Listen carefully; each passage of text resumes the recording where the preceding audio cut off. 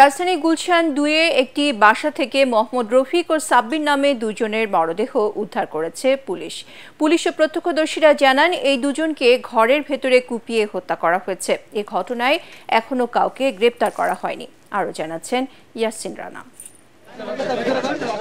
গুলশান 2-এ 108 নম্বর রোডের 21 নম্বর খালি প্লটটি পাহারা দেওয়ার পাশাপাশি ছোট একটি চায়ের দোকান করতেন বৃদ্ধ মোহাম্মদ রফিক।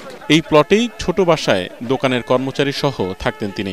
গত বৃহস্পতিবার রাত 11:30টায় দোকান বন্ধের পর আর খোলেননি। শনিবার সকালে নিহত রফিকের ছেলে বাবার খোঁজ না পেয়ে নারায়ণগঞ্জ থেকে গুলশানের এই বাসায় এসে তালা ভেঙে বাবা ও দোকান কর্মচারীর লাশ দেখতে পান। আশেপাশের মানুষজন জানান, কিছুদিন আগে নতুন একজন কর্মচারী নেয়ার পর আবার চাকরি থেকে না করে দেন রফিক।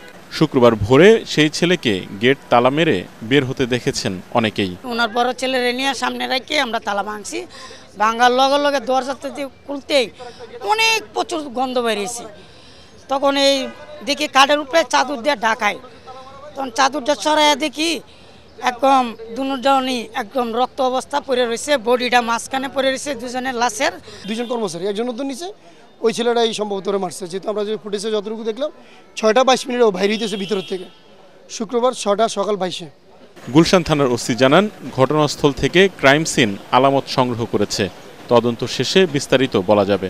108 নম্বর রোডের 21 নম্বর প্লটে ফাঁকা প্লট, এখানে উনি কেয়ারটেকার ছিল। উনি আর ওনার সহযোগীদের ছিল এই দুজনকে। নিহত রফিকের বাড়ি বরিশাল সদরে দবদবিয়া গ্রামে, আর সাব্বিরের বাড়ি ময়মনসিংহের গৌরীপুর উপজেলার রায়গঞ্জ বাজার ব্যাপারীপাড়ায়। ইয়াসিন রানা, এটিএন বাংলা, ঢাকা।